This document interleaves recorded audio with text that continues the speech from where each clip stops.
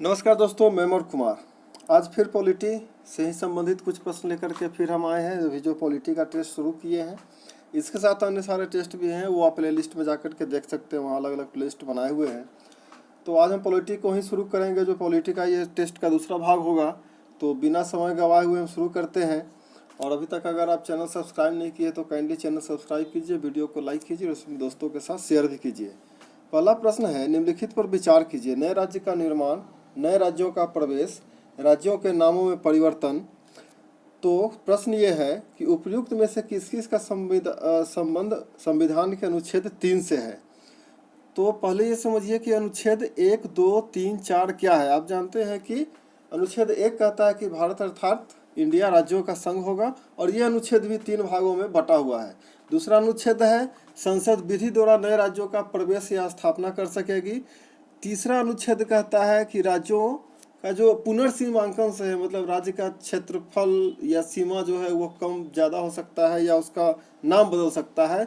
और 4 कहता है कि अनुच्छेद 2 और 3 में जो काम होगा वो अनुच्छेद 368 के तहत नहीं होगा। तो इसका सही आंसर इस हिसाब से हो जाएगा बी, यानी कि 1 और 3 इससे पूर्णतः संबंधित है। अगला प्रश्न है, निम्नलिखित में से कौन सा कथन क्षेत्रफल की दृष्टि से सही है। निम्नलिखित में से कौन सा कथन सही है। क्षेत्रफल की दृष्टि से भारत का सबसे छोटा राज्य सिक्किम है। जनसंख्या की दृष्टि से भारत का सबसे छोटा राज्य गोवा है। सी है, भारत में गांवों का सबसे अधिक प्रतिशत हिमाचल प्रदेश में है। या डी है, तेलंगाना की राजधानी अमरावती को बनाया गया है। तो सबसे सी में कौन सा है सबसे सही कि भारत में गांवों का सबसे अधिक प्रतिशत हिमाचल प्रदेश में है। उसका कारण है, और सब क्यों नहीं होगा, क्योंकि सबसे छोटा राज्य सिक्किम नहीं बल्कि गोवा है, और जनसंख्या की दृष्टि से सबसे छोटा राज्य सिक्किम है, ना कि गोवा है। और तेलंगाना के बारे में तो आप जानते हैं। तो अगला प्रश्न है, निम्नलिखित कथनों पर विचार कीजिए। संसद किसी राज्य की सीमा, क्षेत्र या परिवर्तन में नाम उसके सहमति के बिना नहीं कर सकती। दूसरा है, संसद राज्यों की सीमा, क्षेत्र या नाम में परिवर्तन विशेष विधायी प्रक्रिया द्वारा ही कर सकती है। तो कूट का प्रयोग करते हुए सही उत्तर बताना है, और इसका आंसर हो जाएगा डी, क्योंकि दोनों में से कोई भी सही नहीं है। उसका कारण है कि अनुच्छेद 4 में यह प्रावधान है कि संसद नए राज्यों के प्रवेश या गठन अथवा नए राज्यों के निर्माण या किसी राज्य की सीमा या नाम की परिवर्तन बिना किसी आम राज्य की सहमति से कर सकती है। संसद यह परिवर्तन साधारण विधायी प्रक्रिया द्वारा यानी साधारण बहुमत के द्वारा करती है। केवल संसद ही इस संबंध में विधेयक बना सकती है। तो इस हिसाब से जो दोनों कथन ऊपर का है वो दोनों कथन गलत है। अगले प्रश्न की ओर आते हैं। अगला प्रश्न है, मूल अधिकारों के संबंध में निम्नलिखित कथनों पर विचार कीजिए।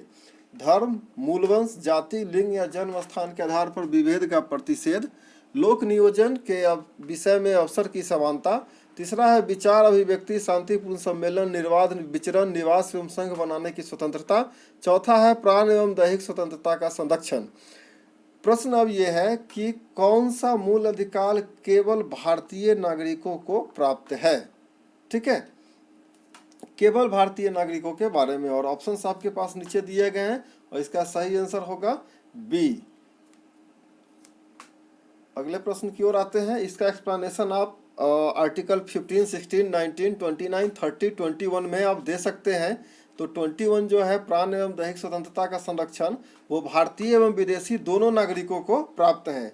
इसीलिए इसमें से केवल जब भारतीय नागरिक की बात हुई है तो प्राण और दैहिक स्वतंत्रता को हटा दिया गया है, क्योंकि वो विदेशी नागरिक को भी प्राप्त है। अगला प्रश्न है, निम्नलिखित कथनों पर विचार कीजिए।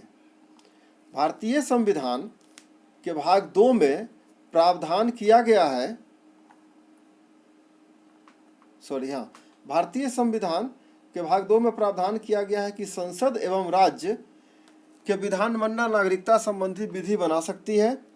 दूसरा है, भारत एवं अमेरिका में केवल जन्मजात नागरिक ही राष्ट्रपति बन सकते हैं। तीसरा है, भारत, ब्रिटेन एवं अमेरिका के संविधान एकल नागरिकता का प्रावधान करते हैं। तो उपरोक्त में से कौन सा कथन सही है। तो देखिए, 2 नंबर तो ऐसे ही गलत हो जाएगा, क्योंकि अमेरिका में जन्मजात नागरिक ही राष्ट्रपति बन सकते हैं, वहाँ पे ये लागू नहीं हो सकता है। वहाँ पे आप जा करके सिटीजनशिप लेकर के कर सकते हैं। 3 नंबर इसलिए गलत हो जाएगा कि अमेरिका में डुअल सिटीजनशिप है। और 2 नंबर जो भाग 2 है, कहता है संसद एवं राज्य के विधानमंडल नागरिकता संबंधी विधि बना सकते हैं। तो राज्य का विधानमंडल नागरिकता संबंधी विधि नहीं बना सकता है, यानी कि सारा का सारा गलत है। अगला प्रश्न है, नागरिकता अधिनियम 1955 नागरिकता प्राप्त करने संबंधी कुछ प्रावधान करता है। निम्नलिखित में से कौन सा प्रावधान इसमें शामिल नहीं है? ठीक है, निम्नलिखित में से कौन सा प्रावधान इसमें शामिल नहीं है? जन्म के आधार पे होता है, वंश के आधार पे होता है, पंजीकरण के आधार पे भी होता है। तो नहीं किस चीज़ के आधार पे है? वो है राष्ट्रीयकरण के आधार पे। एक्चुअली हम नेशनलाइजेशन नहीं करते हैं, हम नेचुरलाइजेशन करते हैं। ठीक है, उसको हिंदी में कहते हैं देशीकरण या प्राकृतिकरण। तो चौथा जो है वो राष्ट्रीयकरण नहीं होता है, हमारे यहाँ देशीकरण होता है या प्राकृतिकरण होता है। अगला प्रश्न है, निम्नलिखित में कौन सा कथन सही है? कोई व्यक्ति जो देशीकरण द्वारा भारत का नागरिक है, उसे कभी भी नागरिकता से वंचित नहीं किया जा सकता। ठीक है। अगला है, जो व्यक्ति भारतीय नागरिकता का स्वेच्छा से त्याग करता है, उस व्यक्ति का प्रत्येक नाबालिग बच्चा भारत का नागरिक नहीं रह जाएगा। तीसरा है, पंजीकरण या प्राकृतिक नागरिकता के 5 वर्ष के दौरान किसी नागरिक को किसी अन्य देश में 6 माह की कैद हुई हो तो भारतीय नागरिकता से वंचित कर दिया जाएगा। और डी है, यदि कोई भारतीय नागरिक स्वेच्छा से किसी अन्य देश की नागरिकता ग्रहण कर लेता है तो उसकी भारतीय नागरिकता तब तक समाप्त नहीं होगी जब तक भारत सरकार उसे बर्खास्त नहीं करे। अब पूछ रहा है कि इसमें से कौन सा सही है? तो सही में आता है केवल बी, जो व्यक्ति भारतीय नागरिकता स्वेच्छा से त्याग करता है उस व्यक्ति का प्रत्येक नाबालिग बच्चा भारत का नागरिक नहीं रह जाएगा। बाद बाकी सारे कथन गलत है। अगला प्रश्न है, भारतीय विदेशी नागरिकता कार्ड होल्डर के विषय में निम्नलिखित में से कौन सा कथन सही है? इसमें भारतीय मूल के व्यक्ति कार्ड योजना एवं समुद्र पारीय भारतीय नागरिक कार्ड योजना का विलय किया गया है। इसे भारत में मतदान करने का अधिकार नहीं होगा। इसे भारत में संवैधानिक एवं सार्वजनिक पद प्राप्त करने का अधिकार नहीं होगा। या डी, उपयुक्त सभी। तो इसका सही आंसर है सही में कि डी, सारे कथन सही है, इसमें से कोई भी गलत नहीं है। अगला प्रश्न है, निम्नलिखित कथनों पर विचार कीजिए। नागरिकता अधिनियम 1955 में अब तक 4 बार संशोधन किया जा चुका है। भारतीय मूल के व्यक्तियों को दोहरी नागरिकता प्रदान करने के लिए भारत में वर्ष 2003 में कुछ स्तरीय समिति का गठन किया गया था। तो सही उत्तर आपको चयन करना है और इसका आंसर होगा ना तो 1 ना तो डी, क्योंकि दोहरी नागरिकता के संबंध में अभी तक 1 बार भी समिति का गठन नहीं किया गया है। और भारतीय नागरिकता अधिनियम 1955 में 4 बार नहीं, 4 बार से अधिक बार संशोधन किया गया है। और मैं चाहता हूं कि इसका जवाब आप कमेंट बॉक्स में दें कि नागरिकता अधिनियम में अब तक कितना बार संशोधन किया जा चुका है। ठीक है। अगला प्रश्न है, मूल अधिकार के संदर्भ में निम्नलिखित कथनों पर विचार कीजिए। वाद योग्य नहीं है, न्याय योग्य नहीं है, संशोधन योग्य नहीं है। मूल अधिकार के बारे में बात हो रही है। उच्चतम न्यायालय के मूल क्षेत्राधिकार के अंतर्गत नहीं आते हैं। आपको बताना है कि सही आंसर क्या है। तो केवल और केवल मूल अधिकार संशोधन योग्य नहीं है, यह भी ठीक है, न्याय योग्य नहीं है, वाद योग्य नहीं है, यानी कि उच्चतम न्यायालय के मूल क्षेत्राधिकार के अंतर्गत नहीं आते हैं। तो ये सी होगा। उपयुक्त में से केवल 4 सही है। ठीक है। अगला प्रश्न है, इसलिए कि मूल अधिकार, इसका पिछला वाला बता देते हैं। मूल अधिकार वाद योग्य है जबकि राज्य के नीति निदेशक तत्व तो नहीं है। मूल अधिकार न्याय योग्य न्यायोचित है, इसका उल्लंघन करने पे आप न्यायालय में जा सकते हैं। और 368 के तहत मूल अधिकारों में संशोधन हो सकती है, साधारण विधि से नहीं है। ठीक है। और मूल अधिकार के उल्लंघन पर कोई व्यक्ति सीधे उच्चतम न्यायालय में जा सकता है, परंतु उच्चतम न्यायालय के मूल क्षेत्राधिकार में नहीं आता है। उच्चतम न्यायालय के मूल क्षेत्राधिकार को अन्य क्षेत्राधिकार भी कहा जाता है। फिलहाल यह प्रश्न अलग है। मूल अधिकार के विषय में निम्नलिखित में से कौन सा कथन सही नहीं है? वाक्य एवं अभिव्यक्ति की स्वतंत्रता भारतीय नागरिकों के साथ साथ विदेशियों को भी प्राप्त है। धर्म, मूल वंश, जाति, लिंग या जन्म स्थान के आधार पर विभेद का प्रतिषेध विदेशियों को प्राप्त है। सी, प्राण एवं दैहिक स्वतंत्रता का संरक्षण भारतीय नागरिकों के साथ साथ विदेशियों को भी प्राप्त है। या डी, उपरोक्त सभी। तो इसमें से कौन सा कथन सही नहीं है? तो सही नहीं में है ए, यानी कि आर्टिकल 19(1) जो है वो नहीं प्राप्त है, बाद बाकी प्राप्त है, सबको जो है वो सही है। अगला प्रश्न है, निम्नलिखित कथनों पर विचार कीजिए। भारतीय संविधान में मूल अधिकारों को शामिल करने के लिए नेहरू रिपोर्ट 1928 में समर्थन किया गया था। भारतीय संविधान के भाग 3 में राज्य को परिभाषित किया गया है। सही उत्तर का चयन करना है और सही उत्तर इसका सी होगा, यानी कि 1 और 2 दोनों सही है। अगला प्रश्न है, निम्नलिखित कथनों पर विचार कीजिए। संविधान का अनुच्छेद 13 संवैधानिक प्रावधानों को संसद या राज्य के विधानमंडलों द्वारा बनाए गए नियमों कानूनों पर प्राथमिकता प्रदान करता है। भारत में मूल अधिकारों को लागू करने की शक्ति केवल उच्चतम न्यायालय एवं उच्च न्यायालय को प्राप्त है। और कूट का प्रयोग करते हुए सही उत्तर आपको बताना है और इस दोनों उत्तर सही है। आप वीडियो पॉज करके इसके आंसर्स को फिर से पढ़िएगा और समझिएगा कि आर्टिकल 13 क्या है, आर्टिकल 32 और 226, इसमें यही केवल 3 आर्टिकल के बारे में बात हुई है। भारतीय संविधान के मूल अधिकार के संदर्भ में निम्नलिखित कथनों पर विचार कीजिए। विधि के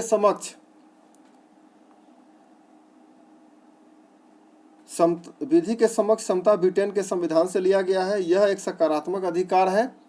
दूसरा है, विधियों का समान संरक्षण अमेरिका के संविधान से लिया गया, यह एक नकारात्मक संविधान है और इसका सही आंसर बताना है, यानी कि इस हिसाब से दोनों कथन गलत है और ये आंसर गलत से बी हो गया। इसका आंसर डी होगा, ना तो एक सही है और ना ही दूसरा सही है। आते हैं अगले प्रश्न की ओर। अगला प्रश्न है, भारतीय संविधान के अनुच्छेद 16 के अंतर्गत नियोजन के विषय में अवसर की समता के अपवाद के अंतर्गत निम्नलिखित में से कौन शामिल नहीं है?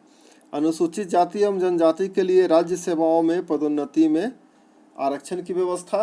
दूसरा है, राज्य के अधीन सेवाओं में पिछड़ा वर्ग के लिए आरक्षण की व्यवस्था। तीसरा है, अनुसूचित जाति, जनजाति एवं पिछड़ा वर्ग के लिए सरकारी गैर सरकारी शिक्षण संस्थान में आरक्षण की व्यवस्था। चौथा है, धार्मिक या सांप्रदायिक संस्था के क्रियाकलाप से संबंधित किसी विशिष्ट धर्म या संप्रदाय के पदधारी संबंधी प्रावधान। तो आपको बताना है कि कौन शामिल नहीं है अनुच्छेद 16 का। इस हिसाब से सी शामिल नहीं है, जिसमें अनुसूचित जाति, जनजाति, पिछड़ा वर्ग के लिए सरकारी गैर सरकारी शिक्षण संस्थानों में आरक्षण की व्यवस्था है। तो ये नियोजन के विषय में अवसर की समता के अपवाद के अंतर्गत निम्नलिखित में कौन शामिल नहीं है? ठीक है, तो 15(5) जब आर्टिकल पढ़ेंगे, जो कथन सी है वो 15(5) में जरा डाला हुआ है। 93वां संविधान संशोधन इस बारे में देखिए, जो कि अल्पसंख्यक शिक्षण संस्थानों को छोड़कर सभी सरकारी गैर सरकारी शिक्षण संस्थानों में अनुसूचित जाति, जनजाति और पिछड़ा वर्ग के बारे में बात करता है।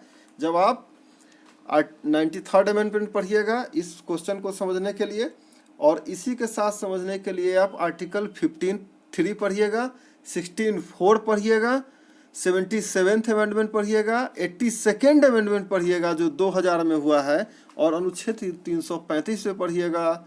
और ज़्यादा इंटरेस्ट होगा आपको तो 85वां 85th जो कि पदोन्नति में आरक्षण का जो बात होता है उसके बारे में बात कर सकते हैं, और ये आप चाहे तो आगे पढ़ सकते हैं। नहीं पढ़ सकते हैं तो केवल इतना ही समझिए, क्वेश्चन को समझना है। अगला प्रश्न है, भारतीय संविधान के अनुच्छेद 15 में निम्नलिखित में से किस प्रकार के विभेद का प्रतिषेध शामिल किया गया है? धर्म, मूलवंश, जाति, लिंग या जन्म स्थान। तो विभेद का प्रतिषेध किया गया है। ठीक है, आपको बताना है इसमें से। आप सब जानते होंगे कि पांचों है, यानी कि इसका आंसर डी होगा। क्यों होगा? क्योंकि 5 प्रकार का विभेद बताया गया है और आर्टिकल 16 में जो राज्य के नियोजन या पद से संबंधित विभेद नहीं दिए जाने के 7 आधार हैं कि इन 7 आधार पे नहीं होगा। वह धर्म, मूलवंश, जाति, लिंग, उद्भव, जन्म स्थान और निवास। तो जब उसका बात करेंगे तो हम लोग आर्टिकल 16 पढ़ेंगे। अभी ये 15 की बात थी। अगला प्रश्न है, क्रीमी लेयर के संदर्भ में निम्नलिखित कथनों पर विचार कीजिए।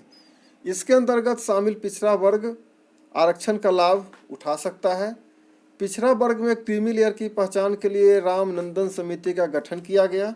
तीसरा है, जिसके पास एक छूट सीमा से अधिक की संपत्ति है क्रीमी लेयर के अंतर्गत नहीं आते हैं। आपको बताना है निम्न में से कौन सा कथन सही है, और इसका सही आंसर है बी। अगला प्रश्न है, समान कार्य के लिए समान वेतन को एक मौलिक अधिकार बनाने के लिए भारतीय सर्वोच्च न्यायालय को क्या आधार मिलता है? ठीक है, संविधान की प्रस्तावना में प्रयुक्त समाजवादी शब्द अनुच्छेद 18 से। बी, प्रस्तावना में प्रयुक्त समाजवादी शब्द को संविधान के अनुच्छेद 15 से। या सी, प्रस्तावना में प्रयुक्त समाजवादी शब्द को संविधान के अनुच्छेद 17 से।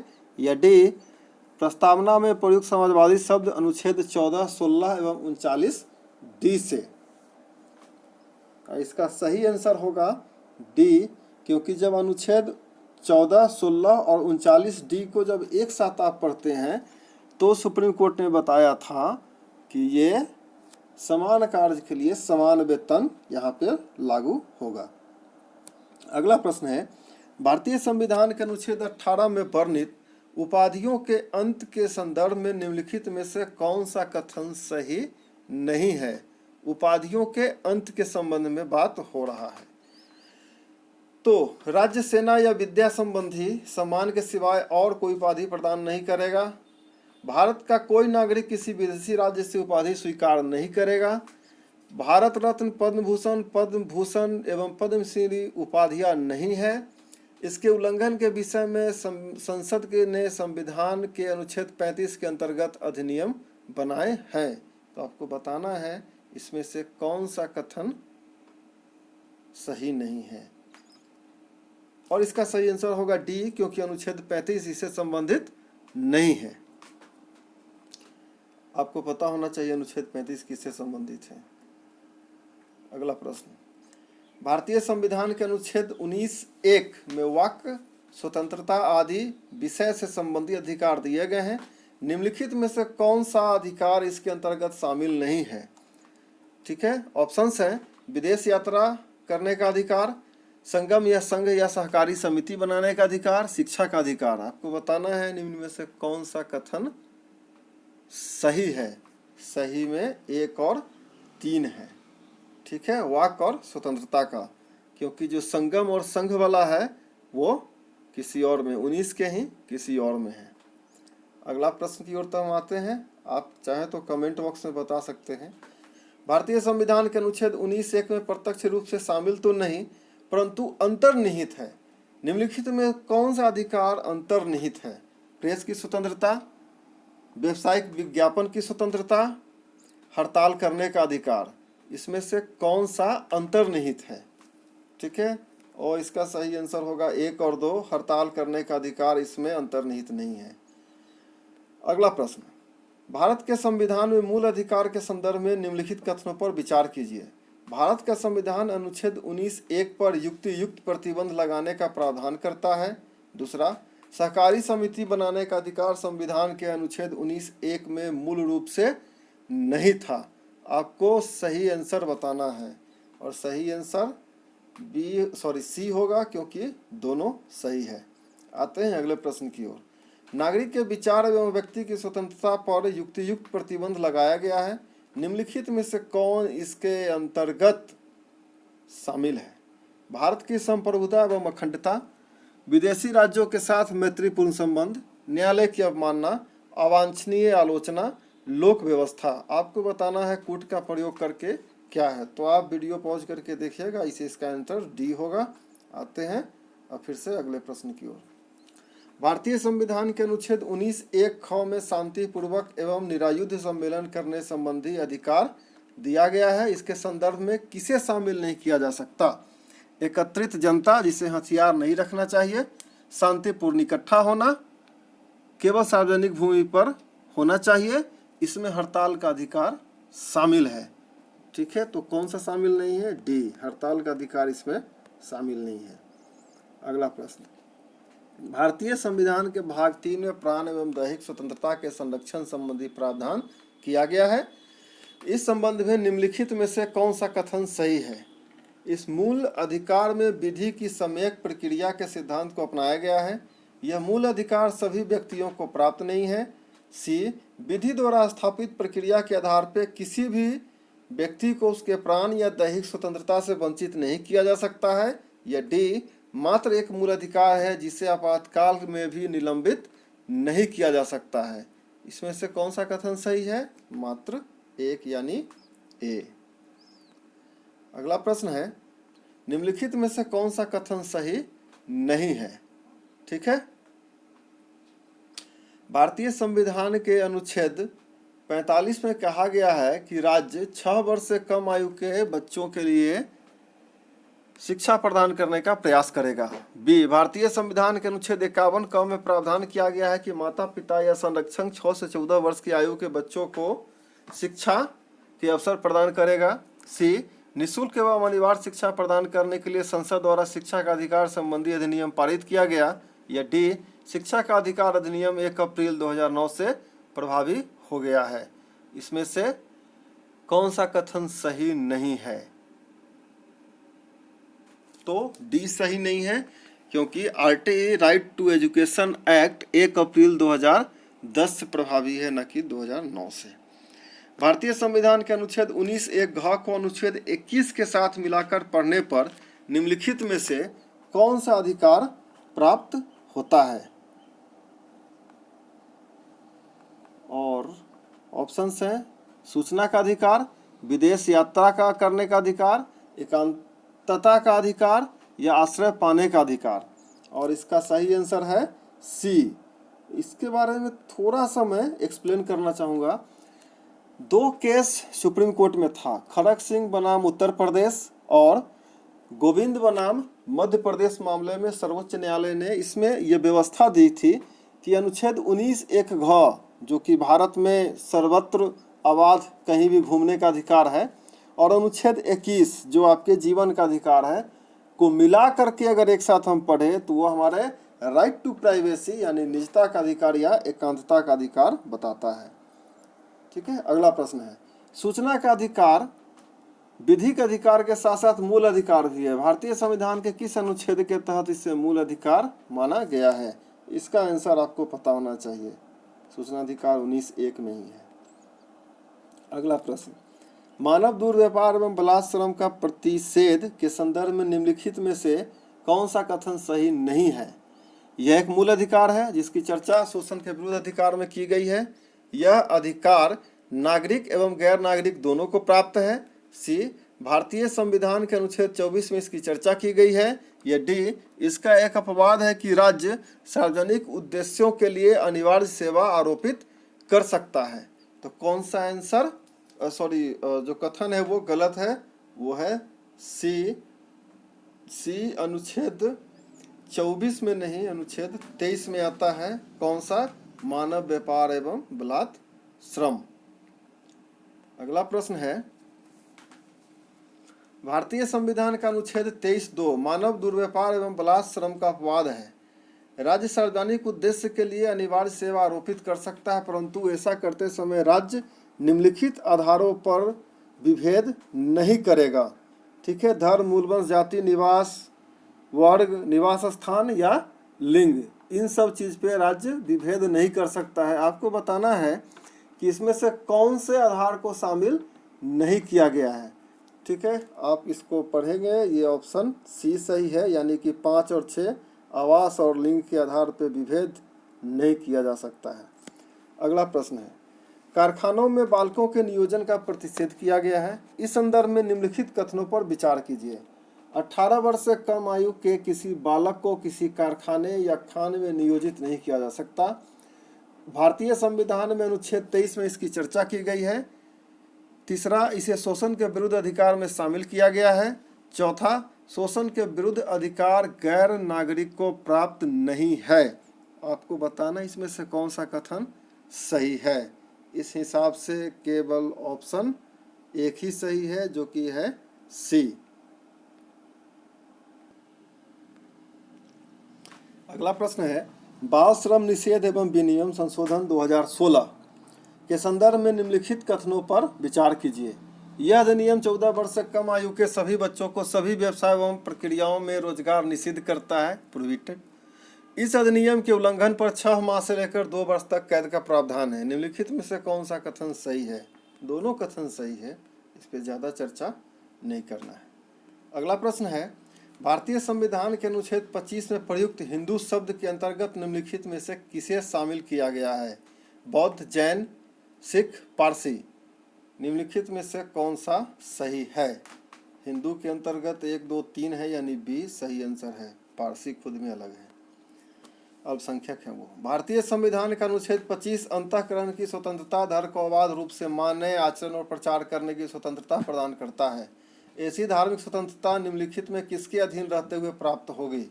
ऑप्शन है लोक स्वास्थ्य, स्वास्थ्य, सदाचार, वाह ये बात, सदाचार, मानववाद, 4 है इसमें से सही आपको बताना है, यानी कि मानववाद नहीं है, केवल 1, 2, 3 ही इसका सही आंसर है। अगला प्रश्न है निम्नलिखित कथनों पर विचार कीजिए। जंगम यानी मूवेबल और स्थावर यानी इमूवेबल, इसको आप चल अचल संपत्ति पढ़ते हैं के अर्जन एवं स्वामित्व का अधिकार, धार्मिक संस्थाओं की स्थापना एवं पोषण का अधिकार। तीसरा है राज्य से मान्यता प्राप्त शैक्षणिक संस्थान में धार्मिक शिक्षा या उपासना में उपस्थित होने की स्वतंत्रता। चौथा है राज्य निधि से पूर्णतः पोषित किसी शैक्षिक संस्थान में धार्मिक शिक्षा देने पर रोक। आपको बताना है कि आर्टिकल 16 के तहत कौन सा सही है, तो इसमें केवल 1 और 2 सही है। मैं फिर कह रहा हूँ, वीडियो पॉज करके आराम से ऑप्शंस को पढ़िएगा। अगला प्रश्न है धार्मिक स्वतंत्रता के अधिकार के प्रावधानों के अंतर्गत निम्नलिखित में से कौन सम्मिलित है? 1 धर्म का प्रचार करना, दूसरा सिखों को कृपाण धारण करने एवं रखने का अधिकार, राज्यों को समाज सुधारक विधि निर्माण का अधिकार, या चौथा धार्मिक निकायों को लोगों का धर्म परिवर्तन कराने का अधिकार। आपको बताना है कि धार्मिक स्वतंत्रता के अधिकार के प्रावधान के अंतर कौन सा सही है। तो धर्म परिवर्तन का अधिकार तो किसी भी तौर पे सही नहीं होगा, तो 1, 2, 3 ही इसका सही आंसर है। अगला प्रश्न भारतीय संविधान के अनुच्छेद 29 में प्रावधान किया गया है कि राज्य द्वारा पोषित या राज्य निधि से सहायता प्राप्त किसी शिक्षण संस्थान में प्रवेश से किसी भी नागरिक को निम्नलिखित आधार पर वंचित नहीं किया जाएगा। तो इसमें शामिल कौन कौन सा आधार है? धर्म, जाति, मूलवंश, भाषा, लिंग। आपको बताना है कि सही उत्तर क्या है। तो ऑब्वियस लिंग के आधार पर तो नहीं होगा, तो 1, 2, 3, 4 सही आंसर है बी। अगला प्रश्न भारतीय संविधान के भाग 3 में मूल अधिकार का प्रावधान है। इस संदर्भ में निम्नलिखित में से कौन सा कथन सही है? संस्कृति एवं शिक्षा संबंधी अधिकार सभी व्यक्तियों को प्राप्त है। अनुच्छेद 35 संसद एवं राज्य के विधानमंडलों को इस संबंध में कानून बनाने का अधिकार देता है। सी अनुच्छेद 33 के अंतर्गत संसद द्वारा बनाई गई विधि को किसी न्यायालय में चुनौती नहीं दी जा सकती। या डी अनुच्छेद 34 के अंतर्गत संसद द्वारा बनाए गए क्षतिपूर्ति अधिनियम को इस आधार पर न्यायालय में चुनौती दी जा सकती है कि यह अधिनियम किसी मूल अधिकार का उल्लंघन करता है। यह है भाग 3 के संबंध में बताना है कि क्या इसमें सही है। ठीक है, तो इस पे ज़्यादा नहीं जाते हैं, सी जो है वो सही है। अगला प्रश्न भारतीय संविधान के संदर्भ में निम्नलिखित में से कौन सा कथन सही नहीं है? प्रस्तावना उद्देशिका को भारतीय संविधान का हृदय कहा जाता है। डॉक्टर अंबेडकर ने संवैधानिक उपचारों के अधिकार को संविधान का हृदय कहा है। उच्चतम न्यायालय की तुलना में उच्च न्यायालय को रिट निकालने की शक्ति अधिक है। उच्चतम न्यायालय एवं उच्च न्यायालय अनुच्छेद 32 के तहत रिट निकालते हैं। तो गलत जो है वो डी है, क्योंकि उच्च न्यायालय 226 के तहत रिट निकालता है। अगला प्रश्न है भारतीय संविधान में संपत्ति के अधिकार के संदर्भ में निम्नलिखित कथनों पर विचार कीजिए। यह एक संवैधानिक अधिकार है, यह एक वैधानिक अधिकार है, यह मौलिक अधिकार नहीं है। चौथा, 42वें संविधान संशोधन 1976 के बाद यह मौलिक अधिकार नहीं रहा। आपको बताना है कि इसमें से सही आंसर कौन है। तो बी 1, 2, 3 इसका सही आंसर है, क्योंकि 42वां संशोधन नहीं, वो 44वां संविधान संशोधन 1978 के द्वारा संपत्ति के अधिकार को मौलिक के अधिकार से बाहर कर दिया गया। वो वैधानिक अधिकार बना है और अनुच्छेद 300 क में चला गया। अगला प्रश्न है, भारतीय संविधान के अनुच्छेद 31 क के संदर्भ में निम्नलिखित कथनों पर विचार कीजिए। इसे पहले संविधान संशोधन अधिनियम 1951 के द्वारा जोड़ा गया। इसे अनुच्छेद 14 एवं 19 पर वरीयता दी जाती है। इसमें से कौन सा कथन सही है? दोनों कथन सही है इसका। ठीक है, अगले प्रश्न पर आते हैं। अगला प्रश्न है, भारतीय संविधान के अनुच्छेद 31 ख के संदर्भ में निम्नलिखित में से कौन सा कथन सही नहीं है? इस अनुच्छेद को पहले संविधान संशोधन अधिनियम 1951 के द्वारा जोड़ा गया। इस अनुच्छेद के साथ 9वीं अनुसूची जोड़ी गई। सी, यह अनुच्छेद 9वीं अनुसूची में उल्लेखित अधिनियमों एवं नियमों को व्यावृत्ति करता है, यानी कि सुरक्षित रखता है, से प्रदान करता है। और 9वीं अनुसूची में डाली गई अधिनियम एवं नियमों की न्यायिक समीक्षा नहीं हो सकती है। 31 ख के संबंध में कौन सा सही नहीं है? भैया, सुप्रीम कोर्ट ने कह दिया है कि 9वीं अनुसूची में कोई एक ऐसा विषय आप रख दिए हैं जो मानवाधिकार का उल्लंघन हो या मौलिक अधिकार का हनन करता हो, तो हम उसकी व्याख्या या समीक्षा करेंगे। तो डी इसका सही आंसर है। अगला प्रश्न है, भारतीय संविधान के अनुच्छेद 31 ग के संदर्भ में निम्नलिखित कथनों पर विचार कीजिए। पहला, इस अनुच्छेद को 24वें संविधान संशोधन अधिनियम द्वारा जोड़ा गया। दूसरा, यह अनुच्छेद नीति निर्देशक सिद्धांत के अनुच्छेद 39 क से 4 तक के सभी प्रावधानों को अनुच्छेद 14 एवं 19 पर प्राथमिकता देता है। निम्न में से कौन सा कथन सही है? तो आप समझिए कोई नहीं। अगला प्रश्न है, भारतीय संविधान के अंतर्गत मूल अधिकारों का संरक्षक निम्नलिखित में से किसे माना जाता है? इसका आंसर आपको आना चाहिए, तो इसका आंसर ए होगा। अगला प्रश्न, बंदी प्रत्यक्षीकरण रीट के संदर्भ में निम्नलिखित कथनों पर विचार कीजिए। यह रीट सार्वजनिक प्राधिकरण या व्यक्तिगत दोनों के विरुद्ध जारी की जा सकती है। दूसरा, इस रीट को व्यक्ति की स्वतंत्रता का महानतम रक्षक माना जाता है। तो आपको बताना है कि इसमें से सही क्या है। ठीक है, इसका सही आंसर होगा सी। थोड़ा सा मैं इसको एक्सप्लेन कर दूं। बंदी प्रत्यक्षीकरण को आप हेबियस कॉर्पस जानते होंगे कि, तो उसके संदर्भ में ये दोनों कथन सही है। तो अनुच्छेद 32 से सर्वोच्च न्यायालय और 226 से उच्चतम न्यायालय ये अपने अधिकार का उपयोग करता है। ये अधिकार बंदी बनाए गए किसी भी व्यक्ति के लिए जारी किया जा सकता है। ठीक है, इस रिट को व्यक्ति की स्वतंत्रता का सबसे बड़ा रक्षक माना जाता है, क्योंकि यही रिट एक ऐसा है जो बंदीकरण अधिकारी को एक 24 घंटे के अंदर व्यक्ति को न्यायालय के समक्ष प्रस्तुत करने का आदेश देती है। प्रत्यक्ष बंदीकरण अधिनियम के अंतर्गत एक व्यक्ति को बिना मुकदमा चलाए 3 महीनों के लिए बंदी बनाया जा सकता है। 3 माह से अधिक के लिए सलाहकार बोर्ड की राय आवश्यक होता है। और बंदी प्रत्यक्षीकरण के बारे में आप जानते हैं कि यह एक लैटिन भाषा है जिसका अर्थ होता है को प्रस्तुत किया जाए। निम्नलिखित कथनों पर विचार कीजिए। इसका आंसर पहले आ गया है, सॉरी, और गलती से दब गया था, तो इसके लिए हम सॉरी है। आप इसके बारे में